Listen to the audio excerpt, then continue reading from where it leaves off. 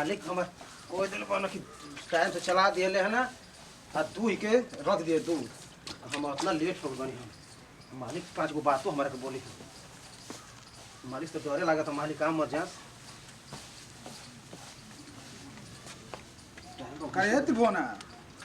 अरे ये 8 बज गेलो भेल है ना चलाओ तले का मालिक तो लेट हो गेल मालिक का करे घर में हमर काम न रहल अबे कोई नहीं धोले ना भैया अब ना अभी लेना चलाओ मालिक तो कैसे तू दे मालिक पागल वाला देख नहा धो के जाती बनारस 4 दिन के बाद आई ठीक बा जी मालिक अपना घर में जे ठीक बा ठीक है मालिक जैसे कहो मालिक पूछो हम रह के तैयार न बने हां बढ़िया से समझा दे बहुत लापरवाही से काम करे लाई ए कुछ ना अरे सुने 4 दिन रहिए देखिए कोनो दिक्कत होई तो फिर मालकिन के बताइए तोरा के खाए पिए के कुछ दिक्कत देखिए बढ़िया से खाना दाना दे रहे आप समझा दी लेना समझ ले ना? चला 4 बजे चला वाला 6 बजे 4 दिन का 10 5 दिन 6 दिन रह जी अरे सुन 4 दिन के बाद हम आज खुदे 4 दिन तो अपना घरे लिखे जाए के जी हमरे घरे रहे के बाद ठीक है मालिक द्वार में कल से सुती है खा पी के ठीक बा हां चलो तनी हम ठीक है मालिक जाए ठीक बेटे लेकिन हां पहुंच के फोन कर दे अरे हम जे जाते फोन करो जान घबरा ठीक बेटे जय मालिक बढ़िया से मन लगा के फांस के लेना गोतले करिए ठीक ना ठीक है मालिक आई हम कर देते तुरंत अभी गइयो तो होता नहीं हम मालिक तो चलिए गए मन तो लागी ना हमारा फिरला घर में की बाटे तन वहां का रहत रहनी तो मन लागत रहना हम करे से तन में हंसी मजाक करब टाइम पास हो जाई अभी तो काम करत ना तो काम करेगा एक और तो मिली ना तो बतिया ले करा मलकिनी शाम हो गल हम जाते नहीं कौड़ा उड़ा ताप के आई कहवा ओने दुअरवा और हुनकर ना चेखुर बाबा का कौड़ा तापे के मन करता शाम हो गल बना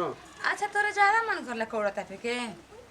का करी मलकिनी नहीं के जाए चल घर में मालिक नहीं काम तोरा से कुछ काम बटे आजा आजा जल्दी अंदर आजा ठीक है मलकिनी चलिए तो कौन काम है मलकिनी का अरे आओ बैठ जा बैठ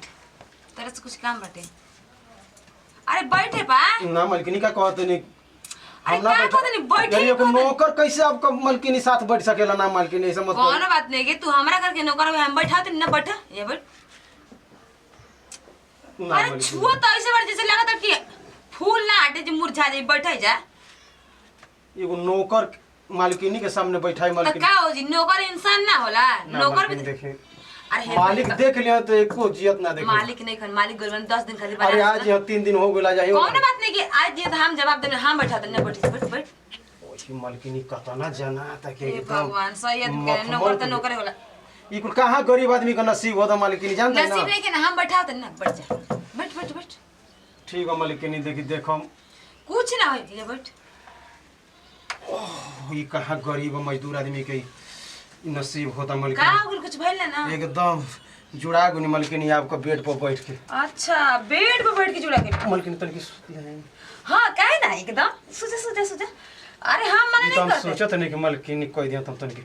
ठीक बस सुजा कोनो सुतला से कोनो हमर बिस्तर खराब ना हो दी ना हमर बेड घट जाई तू भी तो इंसान हवा त का हो जी सुजा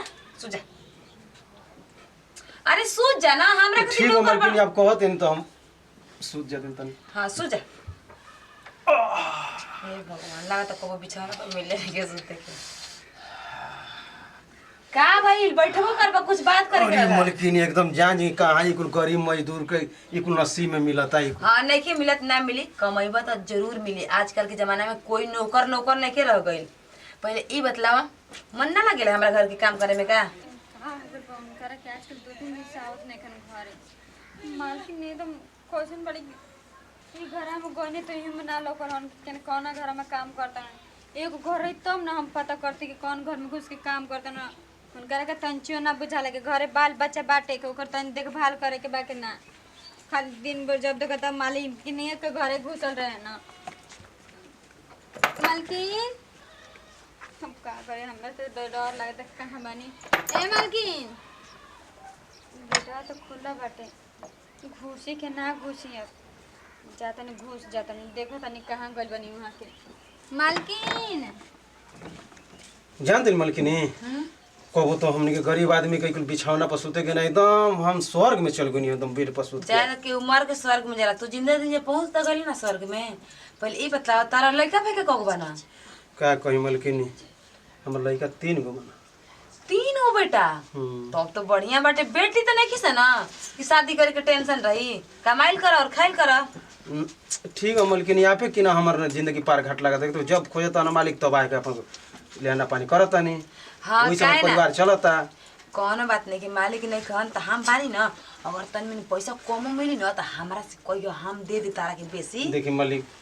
मलिकाइन दूर रही दूरे बोली ना का दिक्कत बा, पैसा कमी होला तो हम मांगे ना लेने मालिक से। अरे तो की बाटे ये देखो ताटे कोई तो बटलो तो नहीं के देखी खाती के का टेंशन ले बड़ा। मालिक गोइबे कोई ना 10 दिन के बाद यहाँ घरे मत जाइए, अभी हम बानी ना घरे न जाके तोरन ने हमार ठीक बा। ठीक है मलिकाइन अभी जब मालिक नहीं हो तब हम ना जा सकी ना। ठीक बाटे जो चीज तू कहबा ना तो चीज हम दे, बस हमारा घरे रह आ तू कौड़ा ताबे का जीबा हमारा घर में खुदे कौड़ा बा तापल करा। मलिकाइन का कही अब तो चलो सुता अरे अरे अरे अरे अरे ई काजी ए जी का करतनी आप पता नहीं 3 दिन हो गइल बा के घरे अभी तक मुंह ना निकले लेके और मेहरारू कैसे बैसन जान तलू मलिकाइन के चुमक पर गुर लगे छन की तरीके से तू करता अच्छा मलकाइन की चुमक पड़ गई तो दबावत रहनी है ना, इसे संगा सुतत रहनी और आपकी मालकिन सर सर में लग रहा है मुर्नो करके लेके सुतत नहीं। हट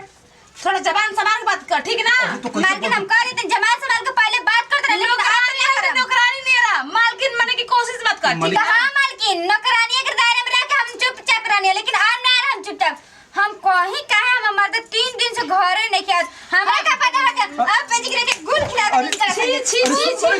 ना मालिक गोल बना तोरा के मारती है तब तोरे इज्जत का बाटे रा बनारस गोल बना मालिक इज्जत तक मलिकाइन यही से मेरे निकले चुप काची